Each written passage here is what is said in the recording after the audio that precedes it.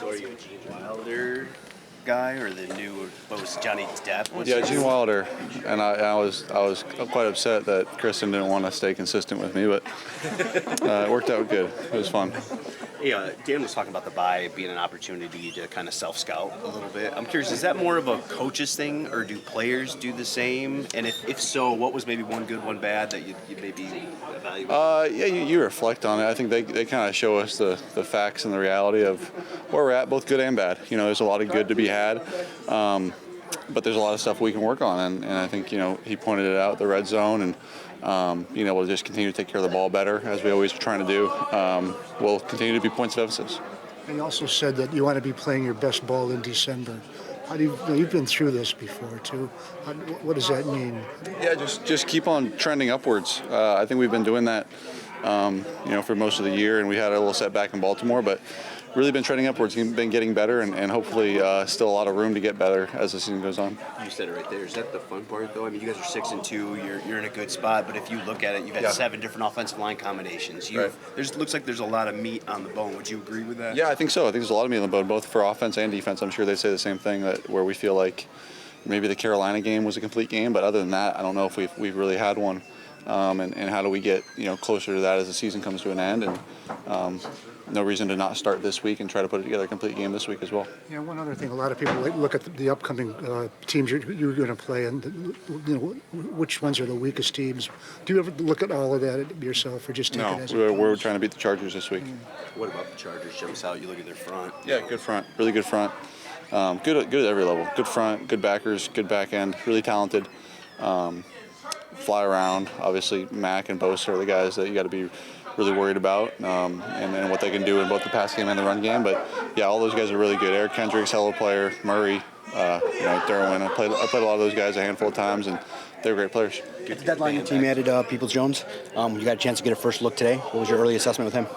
Yeah, he looks great. He's doing a good job acclimating himself, and excited to play with him. Good to get Jonah back up front. Just what that means for you guys moving forward. Yeah, certainly. It just gives us that continuity that we've been used to with those guys throughout training camp and the majority of the season, and getting Jonah back after he's been able to heal himself up should be fresh and good to go. And same with Frank.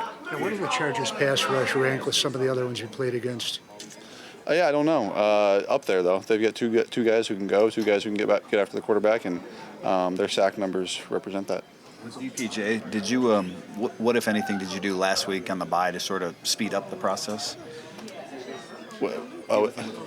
No, I texted him and told him if he needs help, I'm here to help him. But I think he's a smart guy. He's picking it up, and yeah, we'll move as quickly as he can pick it up. But yeah, he's been handling it well. As a leader of this team, how do you have to say anything to keep that momentum going, or do you feel guys still kind of locked in coming off that bye week, or how do you feel like how you guys can keep that going from the bye week? Yeah, we're still really hungry, and for a lot of reasons. I think like one of them is that we know we can play better and we can finish games a little bit better and put together a complete game on every facet of the game, and as well as we haven't done anything yet. We're 6-2 and feel good about it, but not even at the halfway point. We still have 9 games left, and got to do a lot more better stuff if we want to be playing late into the playoffs. You mentioned the red zone, a little uncharacteristic for you guys to be as low as you are. Have you been able to put a finger on kind of what's been the common theme there, and what do you guys have to do to maybe turn that around the second? Yeah, no, just simple execution and doing what we're supposed to do, and yeah, I wish it was one thing that we could clean up and fix. It's not. It's just execution, and we know what the answers are, and being able to do things a little bit better. This is a different team, and I know you were back in LA a couple years ago for a game, but is there any special feeling going back there? Do you have to do anything to control the emotions? No, I don't think there will be emotions. No. It'll be fun to play in front of a lot of my friends and family and have a lot of people going to this game, but no, it'll be just a normal game. It'd be cool to be back in that stadium. For a game, when you play a guy like a Max Crosby, a Joey Bosa, Nick Bosa, or something like that, when there's one of those kind of elite guys on the other side of the field, is there any extra motivation for that? Just not a thing? I don't think so. Not really. I mean, there's a lot of good rushers in this league, so I feel like it's at the end of the day, it's kind of about you in your own game, so. All of your November games will come over a span of 11 days here starting Sunday. How do you mentally prepare for that? Yeah, I mean, it's a lot, but I think we're coming off the bye and we're fresh, and I think the boys will be ready to go. Talking with John Scott a little bit earlier, just about the pass rush and maybe how does it become more consistent? You guys have had some of these games with 5 or 6 sacks and some with 0 or 1. What do you, in your eyes, what do you guys have to do to be more consistently productive? I think every game is different. Every game there's more opportunities than others, and obviously, we got blown out by the Ravens. That the pass rush. I mean, second half kind of goes away because it's all kind of circumstantial. So I think we have a lot of success when we got the teams on the ropes and they got to pass it. Do you like what you've done in that department so far, just as a group? I mean, the pressure that you've applied apart from the sacks. Yeah, for sure. I think so. Yeah, we're gonna keep building off of it. And for you personally, I know it's been a couple of games without one. I don't know if you're going to call it a dry spell necessarily, but what do you need to do to get back on the sack? Just been praying a lot more. No, that's good. No, I don't. It's just sacks come in bunches, and I'm all my sacks always come in bunches. So, I'm not worried. I'm confident in what I can do, and I know, when you keep rushing, they come. When you look at the film, do you see pressures and affecting the quarterback? When you evaluate yourself, you view that just as much as, everybody looks at sacks, but you being able to turn a guy into another sack or something like that, just affecting the quarterback. How do you value a good rush, a good performance, a good game besides the wins and losses, obviously? No, it's hard. It's hard because as a player, you understand how much the media and how much other things love stats and stuff like that. But my goal every game is just to rush as good as I can, win my one-on-ones and everything like that. And I feel like as long as you control the controllables and you focus on that, that's always been my mentality my entire career. And the sacks come when they come. And if you try to start forcing sacks, or if I'm happy for everyone getting production, and as long as we're getting wins, I'm looking at the playoffs, man, and I'm looking at that run. That's when I feel like it's the most important to be great, especially as a defensive line. For the people that vote for the All-Pro awards and things like that, what should their measure be? How should they? I think you take it all into account. Sacks, and it's a hard thing to get. So obviously you give someone props when they get it, but I feel like it's definitely all around, man. Catching interceptions, other stats like that too. It's all plays a factor. And their offense. Herbert obviously is a pretty good quarterback, and they can be pretty explosive on offense. What have you seen from them so far on film?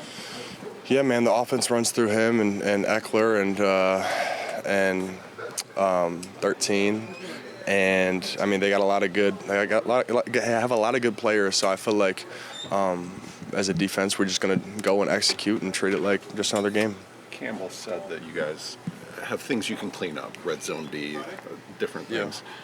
How much better can this defense be? I think we've been doing a great job stopping the run. Obviously, you said it. I think there's a stat out there that we haven't let up a touchdown before the 15-yard line. So it's a credit to us, but it's just something we got to clean up. We got to stiffen up, when the time comes, and once they get in the goal line, we need a goal line stop. That's what I feel like that's what we need to kind of turn the narrative around. Aidan, what kind of indicators are you seeing that this team can continue to go up in November and December, as most playoff teams that are bound for much more than just one game go? What was the indicators? What'd you say? I'm sorry. What kind of indicators are there that you've seen from this team that you guys can keep getting better? Just the way we respond to adversity, and that's the biggest thing. I know I say that a lot, but I feel like that's the biggest thing of what great teams do is, when some stuff hits the fan, it's and you get punched in the mouth, you got to just get back up and keep rolling, man, because this season's very long. You spoke about the playoffs. At 6-2, you guys are top of the division. You basically control your own destiny in that regard. I know you're focused at the goal at hand, but how exciting is this time for you right now?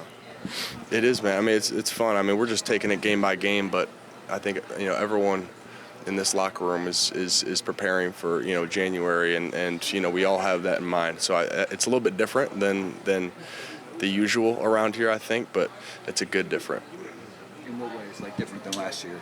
Because last year you were clawing, trying to get to that spot. Right. This year you're maintaining. Yeah, it's like we feel in a point of control, and we feel like when you can control your own destiny, things are different, and I feel like the mindset over here is not just play 17 games and head to Hawaii. It's play 17 games and now the real season starts.